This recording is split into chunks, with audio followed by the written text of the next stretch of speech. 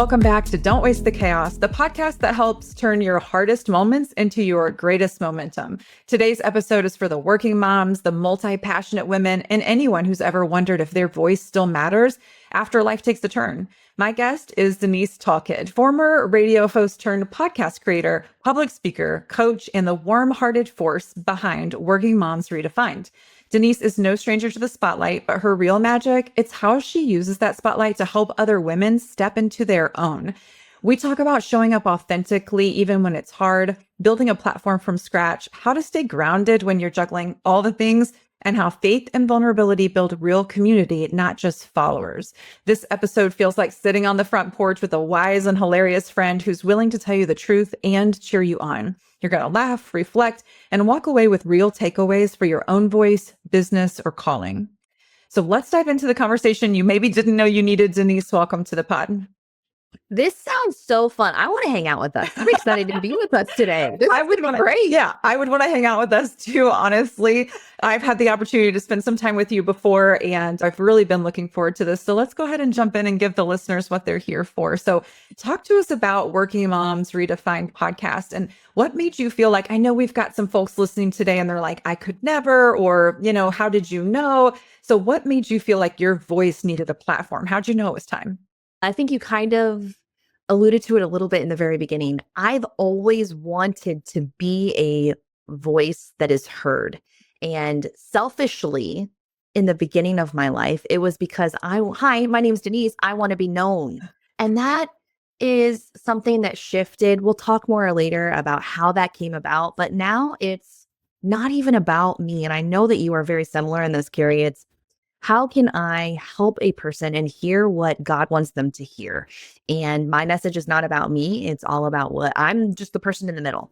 And that's not to negate me, but I do believe that there is a beauty and a way to help specifically working moms feel good enough. I left a career in radio after 10 years and started an advertising company.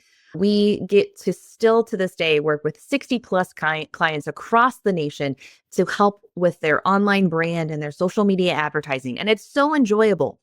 And yet there was a little piece of the on air or the microphone, if you will, that I was missing. It was that public speaking, and not for the spotlight to be on me by any means. But there is an art about being able to take a thought and critically think in live time, to be able to then share that love with everybody else. And so that piece is what I was missing. And so at that point in time, after we had successfully started an advertising business that now, since 2021, we have 5 employees. What a gift. What a gift to then be able to serve people in a different way. I was then able to get Maxwell Leadership-certified, and I thought I wanted to travel and speak across the nation. And then reality, of course, set in. It was like, I have 2 little ones who are now 8 and 6. I don't want to leave them that much. We'll put that on the back burner for later. And instead, I found a love for business coaching and the ability to ask questions to help people feel and see and think through their capacity is amazing. And I know so many of us listeners out there realize that in order for us to best be able to show up at work, we want and have to feel like we are showing up best in home. And that is always a factor. And it kept coming to the forefront of so many coaching conversations. And honestly, for me, myself too, when we think, oh my goodness, I missed a basketball game, or I wasn't able to get out of this meeting in time to be able to get to school pickup, we start to put that pressure on ourselves, and it's not healthy. And so how do we manage how we look at, let's play into this, the chaos that is in our day-to-day life? And so after a conference this past December, I realized that, man, one way to use my God-given talent of being able to critically think with my voice to pour into other women is through Working Moms Redefined. And through a meditation, funnily enough, within this conference, it came through, hey, you're not the mom that your mom was, and that's okay. So giving power to really learn about things that me, myself, and you love to learn about. We got to have Kerri on the podcast, and we learned so much about her passion and her drive to help others and how you can do hard things and move past them. Living out on a farm where she came from the West Coast. How cool is that? You can do hard things, and empowering women to do that is the ultimate goal.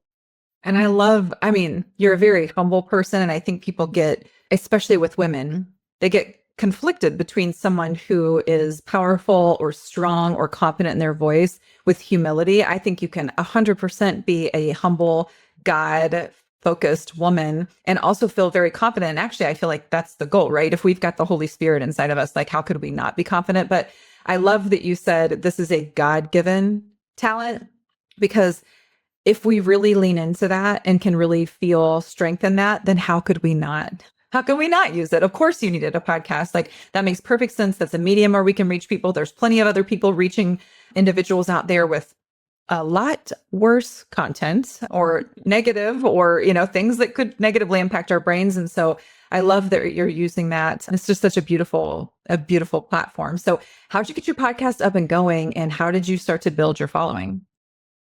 I appreciate the kindness about the humility comment. That this dovetails nicely into how did we start a podcast, because I know what it was like to not be humble. I remember the feeling I used to have when I had my own morning show on a 100,000-watt radio station. And it was so cool. It was like Bo and Denise in the mornings, and we had intros, and I was like, this is so cool. And people would know me. I would go out and they would know me. And that would give me such a high. Now, my therapist would tell you that comes from a deep-seated root of, achievement and worth and all of those things. But again, we're all works in progress. And so I would say that this podcast got up and going because I finally said yes. I think we make excuses for ourselves because that's easy. And I say this with such love and kindness. It is easy to not do a podcast. My fear behind not doing one for so long was I was afraid I was going to shift into that mindset of like, look at me, look what I can do, so on and so forth. And yet giving myself permission to realize I'm not that person anymore. Say yes. Plus I have an amazing business partner in the background who says, Denise, go, just go. And so it's nice to have people in your corner, much like yourself, Kerri, to know, hey, you can do this. We've got you, and realizing that it might not look like you think it does today in 2 years, and that's okay. Consistency. When you ask the question, how do you build your following? First of all, it's so beautiful. It is so beautiful in an age where you can connect across the country with people and be able to have a sense of community when you don't see them when you go to the grocery store. To be able to have those types of connections is so neat. And yet you need and should want to show up for that, for those people. You do it hopefully at home and your own community. And yet if we look at our social media or our community or our outward reflection of ourselves as that, why wouldn't you want to grow your following to show up? Because it's not about you. It's all about the other person. And I look at when I think about how can I authentically show up today for this other person, ultimately, it's putting them up a mirror in front of yourself and thinking, what do I need today that maybe somebody else needs to hear as well? And we do so with a humble heart. Gosh, that's so true. I just posted what might have looked like a level of sass today on my social media. And it was just about like, hey, August is the time where we can like put the brakes on and say like, our kids aren't back in school yet. So we're still, in that messy middle, or we can like put our foot down on the gas pedal and say, this is what I'm going to do to make sure I finish the year strong. And I put that out there, and I immediately had a couple of women that were like, I needed this today. And my response back was like, same, same. I was thinking about it. I was thinking about when I traveled. I was thinking about the pep talk that I needed. And, you could look at someone like us and say, oh, she thinks she knows everything or whatever. Or you could realize that we're just using our platforms to motivate and inspire the same way that other people do for us. I love to keep in mind my sassiness and classiness level. The quotient. And I tell my 8-year-old that too. It's like, okay, so are we a little sassy today? That's not negative. That's not a bad thing. It's where are we feeling at on that classiness versus sassiness? And I do it for myself too. And I love it because I wear heels all of the time. That helps both my classiness and my sassiness levels. But man, when I'm wearing red, watch out. Like, stuff is getting done. And it's things that we can convince ourselves to do in moments where it would be easy to not. Yeah, it's so true. I think I saw a meme one time that said like classy, sassy, and a little smart assy. And I was like, oh, I mean, depending on the day. Right. Yes. So you talk a lot about authenticity and the way you show up online and how it feels true to who you are, even when it feels vulnerable. How do you stay true to yourself and confident and humble? How do you balance all of that? That's the $1,000,000 question. And it is not lost on me the pleasure that it is when I get asked that question so often. One, because sometimes we doubt ourselves. I want all of us in this room listening to know that there are times where the devil sneaks in and we doubt ourselves sometimes too. So do not think that we are above that. And yet when someone compliments, whether it's my authenticity or my boldness or my ability to help people feel really great about themselves, it comes one as a recovering people pleaser because I used to be the person that said or shifted to do whatever I thought needed to happen to fit in. When I realized at this radio station, and I'll use a quick example because it just says the power of, hey, people are going to like you and they are not going to like you. And ultimately, how you show up is going to affect one or the other. So why not show up as you? And I learned the hard way. When I was first hired on right out of college at the radio station, we were the afternoon show. Well, we were not a rated market, and the morning show, we shifted. So they got demoted, if you will, to the afternoon, and we got promoted. Well, people don't love routine getting changed. I am also one of those people.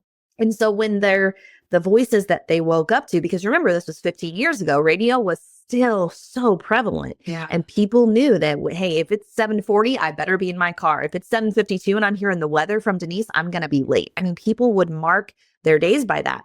When you shift and you get a different perspective or a different voice, people get mad. Oh my gosh. To the point where there was a I Hate Bo and Denise Facebook group created at this time. And of course, I was 23 and I read every darn comment because why wouldn't we at that age? We are defined by so many other people's perspectives. And so when I thought about it in that moment of, okay, give me a few weeks. It did not take that in the moment, but like you think about it in the sense of there are people who are still listening and there are people who are not. And so why not show up as who I am unapologetically? I like nice things. I think I'm funny, but not everybody else does. I like sharing struggles and wins because connection happens in both of those. And if you don't like me, hey, you can flip the dial. Or in this case, you can pick a different podcast, but I am not your decision maker. And when I gave myself permission to believe that, the people pleasing went away and authenticity shined. Oh, that's so beautiful. And what an amazing example of, a lot of us aren't in public seats. And so that's a really painful example, but a great lesson learned and really inspiring and really thinking about how many of us want to say the thing. And we've got things to say. It's not just like you and I are the only type of people who have things to say. Like everybody's got their thing, their hot take, their whatever it is. And being willing to say it and be magnetic, whether that means pulling people in or detracting people, whatever that is. Freaking glad you did it. I'm glad that you did it. I'm glad you did it. It inspired other people. I have no doubt. So outside of the podcast, it sounds like you also do a pretty good clip of public speaking. And I know there's people who would love to get into that, but don't know how to begin, what first move they should take. So talk to us about how you got into that in the first place. Public speaking is my jam. I have loved it ever since I was 15, 16. I knew I wanted to be a TV anchor since I was in high school. And I have the hair still, I've had to tone down. Yeah, if you're watching on Kerri's YouTube channel, you can tell that I have the anchor hair, but there's not a lot of money to be made there. Nonetheless, public speaking has been something that I've always wanted to do. And so I remember volunteering for our high school graduation speech. I did pageants. Now, don't knock. I always like to joke. I was always first loser and always Miss Congeniality. And I will take that over the other as long as it's still paid for school. But I loved those feelings. Now, some people feel that those feelings of, I label them as excitement. Oh my goodness, I get to create a message and tell. Of course, at that time it was different. It was like, oh my gosh, I get to be on stage and everybody gets to look at me. And now it's totally of, how can I help them hear what they need to hear to help them change their lives? And you can choose to label a feeling how you see fit. Brene Brown has a great book, Atlas of the Heart, that describes all of these feelings. And so this is not right. So Brene Brown, if you want to take her as an expert, absolutely. I am one that just changes in my mind that this is not nerves. When I'm standing behind the stage and I am, getting a little sweaty and I'm getting a little excitement and I'm losing my breath a little bit, I could label that as nervousness. And instead, I'm going to choose that to be, I am excited. This is something new and different. Or in my case now, after speaking on hundreds, this is fun. I like that thrill. And so I'm chasing the thrill, whether it's speaking in front of 100, 1,000, or 10 people. Everyone deserves to be able to feel my excitement. And so if you are thinking, yes, that excites me, great. 75% of people actually fear public speaking more than death. First of all, that tells me that people's lives are not that entertaining. Come hang out with us. I'll make it so that is not the case. But to think that 75% of people would rather die and go crawl in a corner than speak tells me there's a need. And all of our businesses have been centered around fixing or helping a need for people. So I teach a public speaking course. And what it comes down to is realizing that it's not about you and that you can do hard things and building that belief in yourself. So to go back to your original question, Kerri, what can someone do? Believe that you can do hard things. Believe that you can overcome those feelings that you might previously have labeled as nervousness and label them as excitement. So for me, I knew that I wanted to have some sort of credibility. I did not think that a decade in radio was enough. So that's where I went and got that Maxwell Leadership certification. I wanted to be able to know how to do it the right way. Type A, Enneagram 3, human design projector, all in one. I needed the credibility type of thing, right? And then I put together an email and I sent it out to some people who knew me. I think it's very important to utilize who you know as long as you give back to them. I make it a point that whenever I get the pleasure to meet somebody or propose something, I like to write a thank you note. I think, Kerri, I sent you one after being on our podcast. It is something that just stands out because you matter. How can we make people feel the way you want them to feel once they leave? And that's what you center your public speaking around. Once you ask, you have to sell yourself. And I humbly do so in a way because I want you to know this is just as much fun for me as it is for you putting on this event. And so when I first asked, one person replied back and was like, yeah, great. Can you send me over your media kit? And I thought, I guess I better put a media kit together, And I think sometimes people get pushed back or make excuses or don't take the next step because they think they have to have everything together before they say yes. I made a media kit, I'll never forget, in Quincy, Illinois at a Starbucks, and it took me 2 hours. And they had a media kit back to their request in 2 hours. I still use parts of that media kit to this day, but I didn't have it ready to go because I didn't know that I was going to need it until they asked for it. So put yourself out there. And if this is something that you want to do, ask. You might have to do it for free in the beginning. I've been doing this for 3 years now. I absolutely do nothing for free in the public speaking space anymore, because your words have power. Your words have value. Even if it's a trade or even if it's a nonprofit, you give value. But in the beginning, you got to humble yourself and say, you know what? This is just as much for me as it is for them in an experience standpoint. And you will see people say yes. You will. So good. And I've never heard anyone say I do it for the thrill. That just reminds me, my son came back from a week trip at Windy Gap, North Carolina. And he said, I've got to find a high dive bigger because this is my 3rd year at this camp. And it's just not giving me the adrenaline that I was looking for. And I was like, that's terrifying as your mother. But I get we all need those exhilarating whether it's a milestone or whether it's a tight deadline, or, you have to figure out like what the thing is that gets you pumping and then chase after it. Like unapologetically, I've never heard anyone say they do the public speaking for the thrill before, but it is thrilling. It 100% is. And by the way, I was a pageant girl too, not necessarily because I wanted to be, but my mom was really, I was an athlete. I ended up playing basketball in college, but when I was a kid, my mom was just beautiful, still beautiful in her 70s, but she was, a cheerleader and the captain of the cheerleading squad and the homecoming queen and all of that. And so she just assumed I would go down that path. And I did. I ended up going to Miss Missouri and didn't win either. I've also gotten some Miss Congeniality trophies though.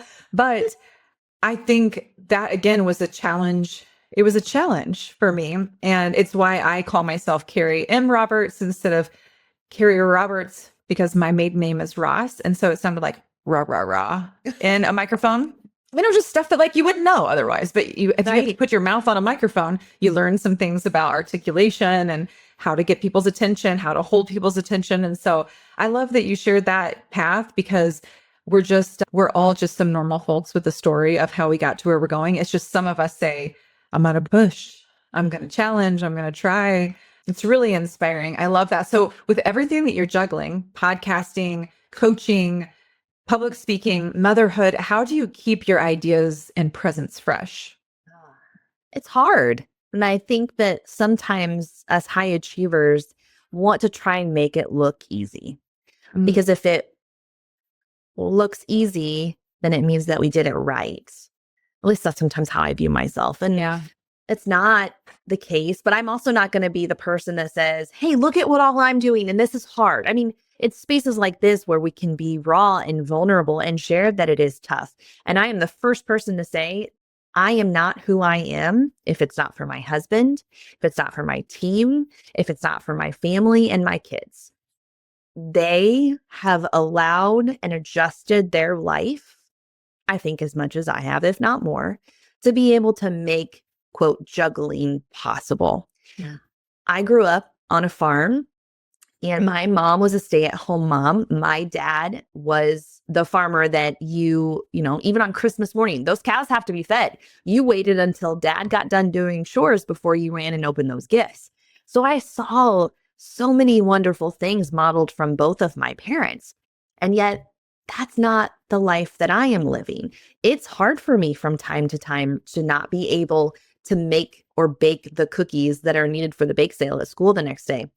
Boughten cookies to a 6-year-old taste the same. And I have to tell myself that from time to time, because my mom always did. She was the hand ice decorating cookies, and people still to this day will remember that. And it's okay that your husband is able to go pick the kids up from practice and you are then waiting for them at home, but it took some convincing in the beginning. I really had to coach myself to say, hey, I'm not the mom that my mom was, and that's okay. And building that belief in yourself, because I'm a better mom when I get the thrill of public speaking. I'm a better mom when I am able to help people feel really great. I'm a better wife when I get to go to a client meeting and help them put together a marketing proposal for the next year. I'm better when I get to do the things that I love, but that does not mean that I love those other things less. And much like we have had a very honest and transparent conversation, you have to do that with your kids. You have to do that with your husband. 2 years of marriage counseling for us tells us that to be true. And so when I share these struggles, if you will, I only share the struggles that I've experienced, and I've seen the outcomes of what happens when you do the hard work and you do the thing. I'm not going to suggest you to do something if I haven't previously done it myself. And so we need to have those tough conversations with our partners or with our kids and say, hey, mom is not going to be here for this, but I will be here for this. And I'm going to make sure that Fridays during the summer, I'm not taking client meetings. And yet that does mean that sometimes I am not going to be able to put you to bed on a Tuesday night so that I can be here for a Friday morning. And although the kids are only 6 and 8 right now, it's important to have those conversations because expectations need to be laid out, or honestly, sadness or happiness. I mean, any of the feelings can be a byproduct of that if you don't lay out the expectations. So true. If you don't set the expectations, you're likely setting yourself or them up for disappointment. It's so easy. I usually say, in the absence of information, like, our brains fill it in.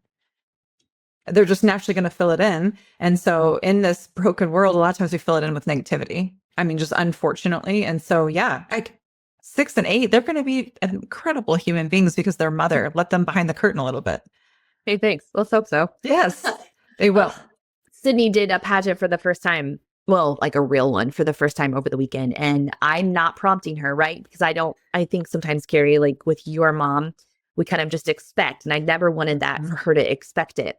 And she was always the one that brought it up. So she did it. And I love to think about how can we place not only ourselves, but our kids in controlled environments that push us out of our comfort zone. Because controlled environments, let's say, she spoke in front of 150 people. We knew 100 of them.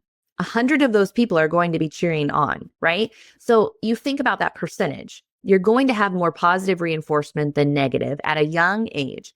How can we then see, okay, I did these 3 things really well, and this one I have an area of an opportunity. When we look at things about how can I put myself in controlled chaos, if you will, to then see how I succeed, you then are able to write a story differently than maybe the one that others would write for you. Yeah, that's great feedback. So whether you're doing it yourself or you're coaching someone else, preparing to speak or record or anything like that, what are the practices or mindset shifts that you lean on personally to stay grounded and to stay energized? I think it's that self-talk. It's that narrative. And I used to be the person that would look in the mirror and say, oh, I'm so fat. This makes me look fat. And I would believe it. That comes from, my mom knew, she was beautiful. She still is. And when she would look in the mirror, she's like, oh, I don't like the way this looks on me. Mm-hmm. We don't necessarily realize what other people are picking up. And then that narrative that we are then telling ourselves. So once I had a daughter, I was like, I'm going to stop talking poorly to myself in that way. It's a choice. So when you choose to talk to yourself differently, your life changes. So for me, first of all, whenever I do these types of things, I pray. I say, God, please give me the gifts and please give me the words, either way, that you want these people to hear. When I think of in the coaching realm, I go more so of, please help me ask the questions that help them get to the answer that they want to. So I do think it's realizing that it's not about me, it's all about him, and giving that credit first and foremost. While then also realizing like I have control over what I am telling myself. And so something that is often in our household for myself and our family is, I can do hard things. I can do things scared, because if we don't label things as, oh yeah, that is scary and I can do it, we might stop. So those are some things that I love to keep in mind as to what I tell myself. Because of the radio experience, if I can tell that my voice needs a little warmed up, right? If I haven't been talking, if I've been in a car driving to a speaking engagement, I love to sing Backstreet Boys. They are in my vocal tonality that totally gets my wind going. And so I'll do that if I need to, obviously not in the place, but I think about how can I best serve them? And then I always go into the crowd for specifically, like if I'm going out and thinking about how can I speak, I try to speak at least 3 people anytime I go and do a speaking engagement to get 3 things that I am going to then deliver in my speech by calling them out. And the reason being is because I love to make things so personalized. In a world of AI and where we're starting to question whether or not this is authentic, how can I make someone feel so good about themselves that they were worth being brought up in a speech and thought of after meeting them an hour prior? Those types of things are key. Oh, it's so beautiful too, because if we're really looking at people as God's precious creation, every single person is worth that level of effort. And I had somebody say one time, it was really impactful to me, if you've got an overwhelmed schedule, then God can't underwhelm our soul. You know what I mean? He can't impact our soul in that way. And the example that this guy gave was, if you are so back to back with meetings or calls or whatever it is, that you are pulling in and out of your local 5E and you don't notice the elderly woman who can't find her car, you're missing it. Like you're missing the whole point of being here and being with one another and being in community. And that convicted me so hard because there was a season in my life when I was a corporate executive to where I was so minute to minute that I wouldn't have had the time or capacity. I would have had to miss the next meeting, be late or whatever. And I'm super rigid, so I would dare be late to something. You know what I mean? And taking the time to personalize it, I love hearing you say that because every single person like loves that. That's so meaningful. And it makes you pause and think like I mattered to that individual. And that's the whole point. That's literally the whole point on this earth. Yeah. There's a shirt that my husband has and when he sent me the Amazon link, he was like, "Oh, Denise, is it okay if I buy this?" First of all, you don't have to ask my permission. But second of all, so love that you did. It was, and I almost think that he was asking permission to like give himself permission because it was kind of different for him. It said on the back, "You matter." And then it gives 7 or 8 reasons as to why the person behind him matters. I was floored. And so we got that shirt and he wears it. And it says on the front, "To the person behind me." And then it says, "You matter." And then it has 7 or 8 reasons as to why that person matters. And whenever he wears that shirt, my son, I can only imagine he'll pick something out of that. And we don't know what our subliminal messages are from time to time. And yet wearing a simple t-shirt, I like to think about what are you putting on? Some might think the Holy Spirit. What's your Holy Spirit that you're putting on to help others know and feel that they matter without you even having to say it? I love that. So this show is called Don't Waste the Chaos. I love how you worked it in. You're so good, Denise. You're so good. You worked it in a couple of times. What's one piece of chaos in your story that we haven't heard so far that in hindsight you are now grateful for? So I have given the gift to myself in realizing there is always going to be chaos. Always. Because if we try to strive for a life that does not have chaos, we're going to be striving for something different. Because chaos can happen even in contentment, right? Our thoughts can be chaos. It is such a big word that I love that you put like, hey, don't waste it because there's always chaos. And so why not let's look at chaos as something beautiful rather as something to get it away. So when I think about chaos, reflecting back, kids are the best mirror for you, right? And we think as a whole, so many of us are so busy. We live in such a busy life. That's actually why I hate the word busy. Life is full. Life is full because we choose what to fill it. Life is not busy. Life was previously in my own mind, based off the story that I was telling myself, it was busy. And I thought it was busy. Oh my goodness, I had to run the kids to the doctor. And then we had to be home to fix dinner. And then we had to, blah, blah, blah. Do you hear how it's all had to? Right now, I think in a mindset of, I get to do these things. I get to run the kids to practice. I get to make dinner. I get to take out the trash. That's a stretch, but I get to do all of these things.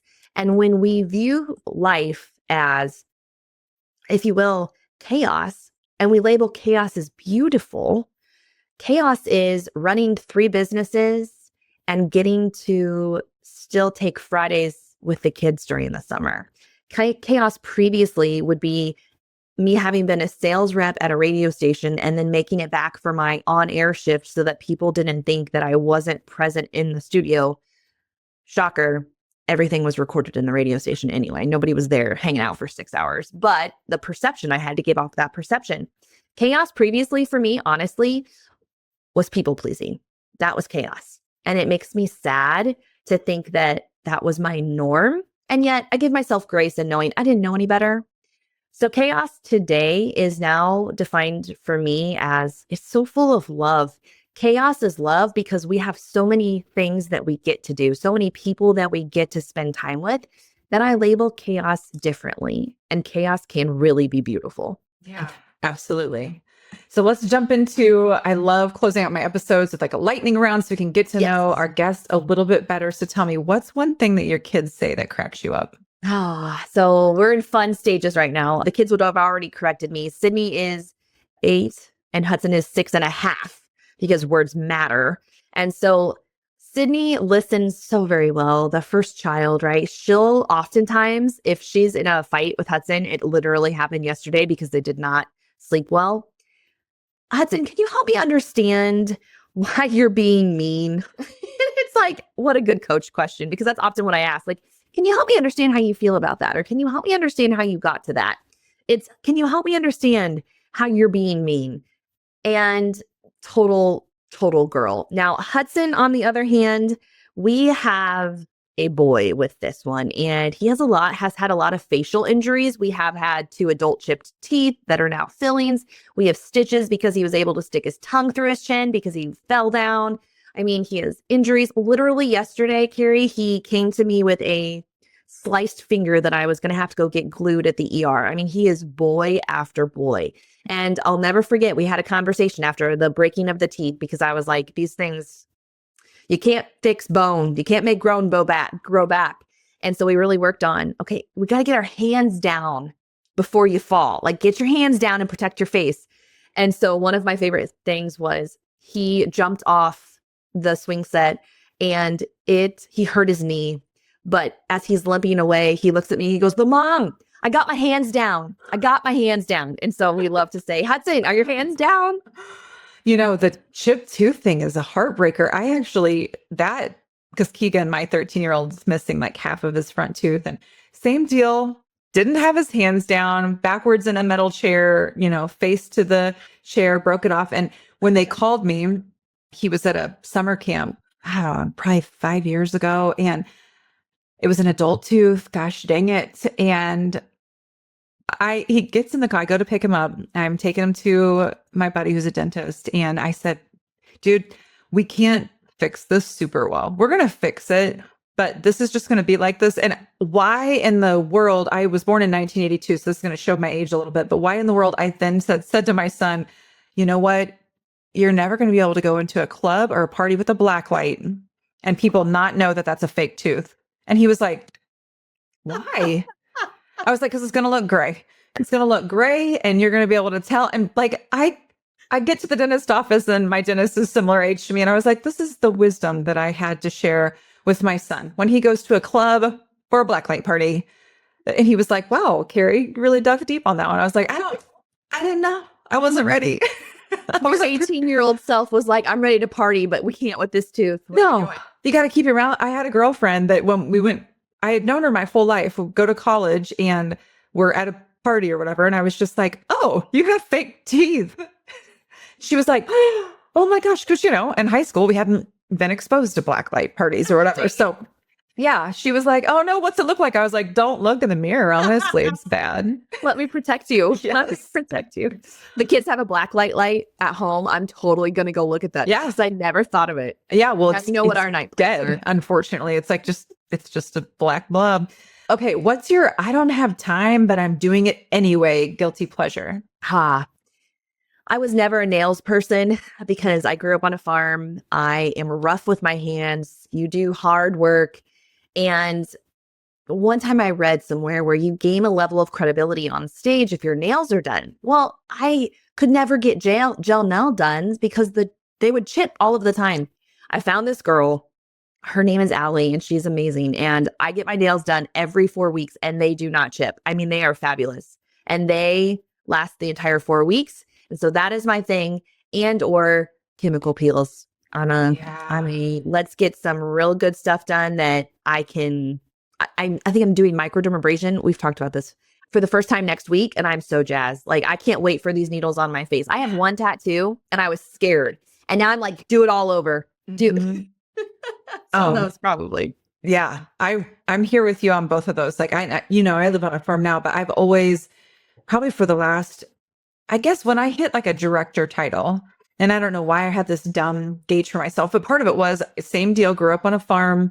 I never in high school, even for prom, I didn't get my nails done. I remember when I went to Miss Missouri, we like stopped at Walmart and I got some press-on nails, and I was doing them the night before I was getting on stage. And I was like, I have no idea what I'm doing. I've never done this before, but I love getting my nails done. And I'm impressed at 4 weeks. Like, I do 3 weeks and I feel like, they start driving me nuts. But I love getting my nails done, not the actual sit and do nothing part of it. That part really gets on my nerves, but just having them done, it definitely is kind of the equivalent of mascara or whatever, like you feel polished. Agreed. Literally. Agreed. Yes. Okay. What's a simple ritual that helps you reset on a really hard day? I really live with that gratitude mindset. And if I find myself getting anxious, being an entrepreneur, as you know, if we let those negative thoughts creep in, it could be ultimately like, where's my next client coming from? I think I've definitely done a lot of work for that thought to not enter my mind anymore. And yet there's still moments of anxiety, if you will. And I read somewhere in my training that your brain is so smart, but yet it is so dumb at the same time. Your brain cannot be anxious and gracious at the same time. And so in moments of anxiety, if it starts to creep in, I get out my pen and I get thank you notes and I write a thank you note to a client or to a friend or to someone who has been put on my heart that I want to write a sweet note to. And I'm totally fine at the end of it. And it's being intentional with what you do with that. That is key. And so many people have the power to do it. It's just deciding what to do with it. Yeah, that's a good one. And I think a lot of people think like, oh, I don't have time for a gratitude practice or whatever it is, but it can be that simple. Just writing a thank you note, thank you email. It doesn't have to be about me. I did that for a while. I thought, I'm like, oh, this is great. I'm going to write down what I'm grateful for. And then by day 5, I was like, I am annoyed by this. I am not doing this anymore. And it was because I was already finding moments of gratitude for myself throughout the day. I wasn't just writing them down. And there is power in that. But for me, I wanted to let others know how grateful I was for them. Yeah, it's beautiful. So what's something that you believed about success 5 years ago that you don't believe anymore now? I loved this question. It is not about the number of people who know my name, but rather labeling success now is how many people I'm able to now name by name. People will never forget how you make them feel, and every person is worth remembering their name for. And it's not about whether they remember Denise Tallcott. It's about whether or not they are remembered by me, and I make it a point to remember because they are all worth it. And so for me, success is at the end of the day being able to say, oh, I met this great person today, or I got this fabulous email, or this person made a really nice comment. I remember their name. And even if it's just for a moment, I want them and everyone to know that your name is thought of. And that's how I define success. Ah, that's so powerful. What a breath of fresh air you have been today. Tell us, I know people are going to want to connect with you. Tell us how they can find you. Thank you. You're so kind. The podcast is called Working Moms Redefined. So you can Google that. You can listen on Spotify, podcast, Amazon, all those great channels, YouTube. So the podcast is Working Moms Redefined.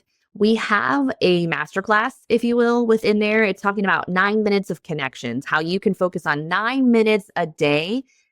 And it will actually help you connect with your kids better and feel like you're an even better mom. That came from the very beginning of our conversation, right? Where in order for you to feel better at work, you need to feel better at home. So let's fix or improve the at-home piece. So that's that part of the business. For speaking and all sorts of inquiries like that, coaching, all sorts of goodies, that's Denise Tallcott Leadership. And you can Google it. It's spelled multiple ways, but Tallcott is Tallcott. So it's Denise Tallcott Leadership. And of course, Kerri was kind enough to mention that she'll mention and share these in the show notes. But I appreciate you giving me this opportunity, but I'm also going to do a shameless plug for you, Kerri, because you did an absolutely phenomenal job on the Working Moms Redefined podcast episode that Kerri was featured on. She brought it. And that podcast went a little bit longer because I didn't want to make her stop. And so, yes, this is her platform as well. But you should listen, listeners. You should definitely listen to Kerri's story a little bit more in depth and how she shared some deep thoughts. Oh, that was so cool as well. Well, we will try to link that episode in the show notes as well. That's a good idea. Yes, we will do that. So folks, we know that finding your voice can be hard. Holding space for others while still chasing your own dreams can be hard. And balancing it all as a woman of purpose, that can feel like chaos, but the work is worth it. So don't waste the chaos, embrace it. Until next time.